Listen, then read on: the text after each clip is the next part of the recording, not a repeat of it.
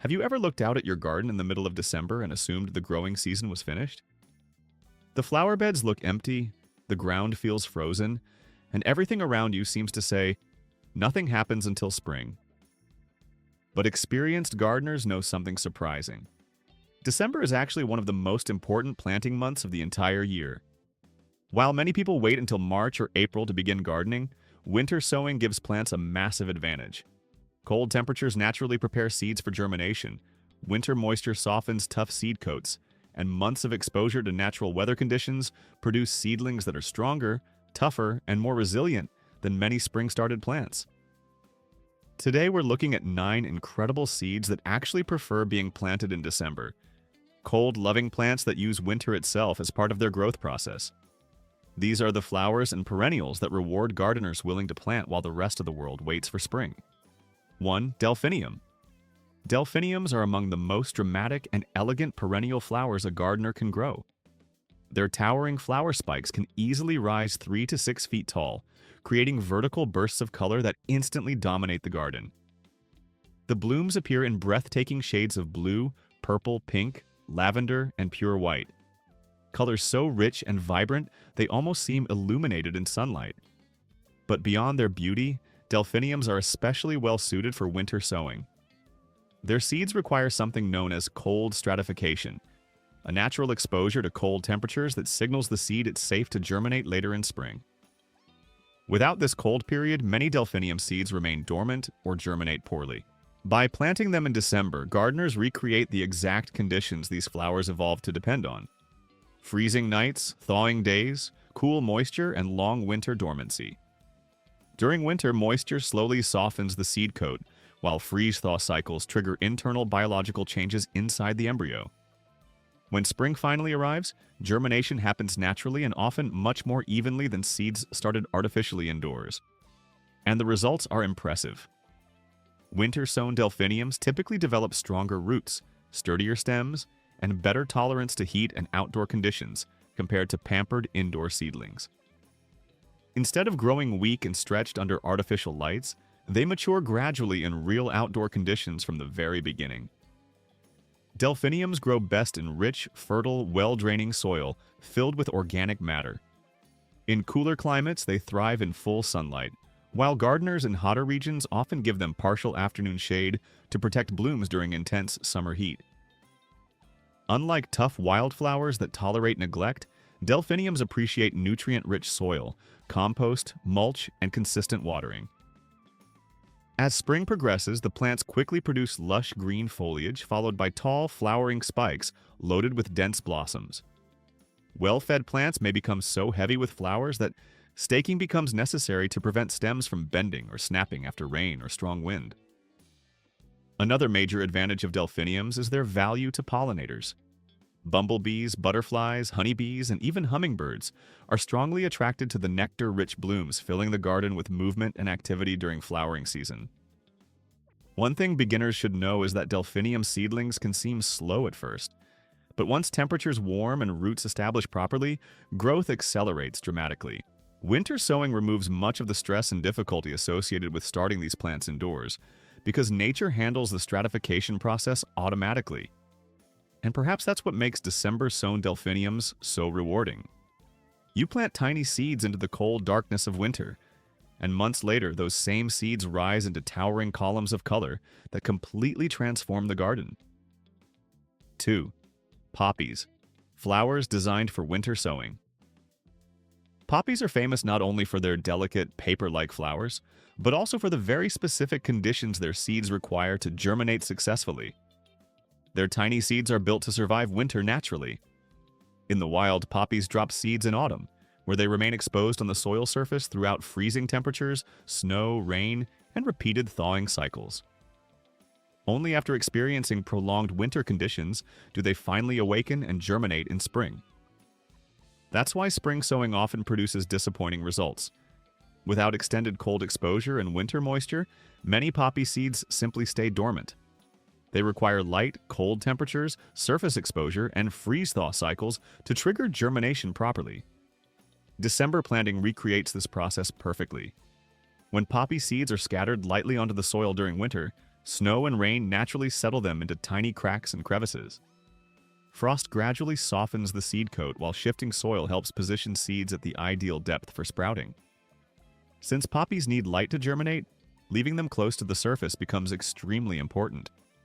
By early spring, poppies are often among the first seedlings to emerge. Their young bluish-green leaves tolerate frost surprisingly well, while developing deep roots long before hot weather arrives. Then comes the real reward. By late spring or early summer, the garden explodes with blooms in shades of scarlet red, orange, pink, white, lavender, and even dramatic black-centered varieties. The flowers seem to float above the garden on slender stems, moving softly in the wind like pieces of silk. Poppies planted in December usually bloom earlier, develop stronger stems, and produce more abundant flowering displays than those sown later in the year. Many varieties also self-seed naturally, meaning a successful patch may continue returning year after year with very little effort. Another reason gardeners adore poppies is their incredible ability to attract pollinators. Bees especially love the open flowers and frequently cover the blooms during peak flowering periods. Over time, winter-sown poppies often create natural-looking drifts throughout the garden that feel almost wild and effortless. A handful of tiny seeds scattered into cold winter soil can eventually become one of the most breathtaking displays in the entire landscape. And perhaps that's the magic of poppies. Their seeds look almost insignificant, like dust scattered across the ground. Yet after enduring winter, they rise into some of the most unforgettable flowers a garden can offer. 3. Pansies and violas. Pansies and violas may appear soft and delicate, but they are actually among the toughest cool-season flowers gardeners can grow. These cheerful plants are famous for blooming through cold weather, surviving frosts, and sometimes even flowering beneath light snow. That remarkable cold tolerance is exactly why December sowing works so well for them. Their seeds germinate best in cool soil with consistent moisture and natural temperature fluctuations. Winter provides all of those conditions automatically. Freeze-thaw cycles, cold air, and winter condensation gradually prepare the seeds for strong spring germination. Many gardeners struggle to grow pansies indoors because warm temperatures and weak lighting often produce thin, leggy seedlings. Winter sowing solves this naturally. Seeds remain dormant outside until the exact moment conditions become ideal, resulting in stocky, compact, weather-hardened seedlings ready for outdoor life immediately. Once established, pansies and violas quickly create carpets of colorful blooms. Pansies usually produce larger flowers with face-like markings, while violas carry smaller blooms but often flower much more heavily. Their color range is extraordinary: deep purple, yellow, blue, white, burgundy, orange, lavender, and countless bicolor combinations that brighten gardens long before summer flowers begin blooming. Another reason gardeners love them is their long flowering season. In many climates, pansies and violas bloom from late winter through spring, and sometimes continue into early summer or autumn, when temperatures remain mild. Deadheading spent flowers encourages even more blooms over time. These plants are also valuable for early-season pollinators. Bees and hoverflies often depend on pansies and violas for nectar during periods when few other flowers are available. Pansies and violas adapt beautifully to many garden styles as well. They thrive in containers, window boxes, raised beds, borders, hanging baskets, rock gardens, and even vertical planters. Their compact size makes them perfect for filling empty winter and spring spaces with color. One of the most surprising things about these flowers is how resilient they truly are. Frost may flatten blooms overnight, yet once sunlight returns, the flowers often stand upright again as though nothing happened. And perhaps that's why gardeners continue planting pansies and violas year after year. During the cold gray months when most of the garden still sleeps, these flowers bring color, life, and optimism back into the landscape long before spring fully arrives. 4. Milkweed, the essential plant for monarch butterflies. Milkweed is one of the most important plants you can sow in December, not only for your garden but for the survival of monarch butterflies themselves. In the wild, milkweed naturally releases its seeds during late autumn. Those seeds spend the entire winter resting on the soil surface, exposed to snow, freezing temperatures, rain, and constant shifts between cold and mild weather. This long winter exposure is exactly what prepares them for germination. Without that natural cold period, milkweed seeds often struggle to sprout. Many gardeners who attempt to start them indoors are disappointed by weak germination because the seeds never receive the winter conditioning they depend on. Planting them outdoors in December solves this problem naturally. Winter provides the cold stratification needed to wake the seeds gradually and trigger strong spring germination. But milkweed is far more than just another flowering plant. It is the single most important host plant for monarch butterflies.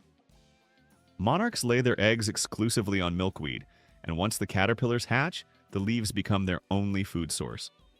Without milkweed, monarch caterpillars cannot survive. As wild milkweed populations continue declining in many regions, home gardens are becoming increasingly important sanctuaries for monarchs. By planting milkweed in December, gardeners help ensure strong, healthy plants are already established by the time butterflies return in spring migration. And the impact goes beyond monarchs alone. Milkweed flowers attract an enormous variety of pollinators and beneficial insects. Bees of all kinds gather around the blooms, while hoverflies, lacewings, ladybugs, and parasitic wasps help create a healthier ecosystem throughout the garden.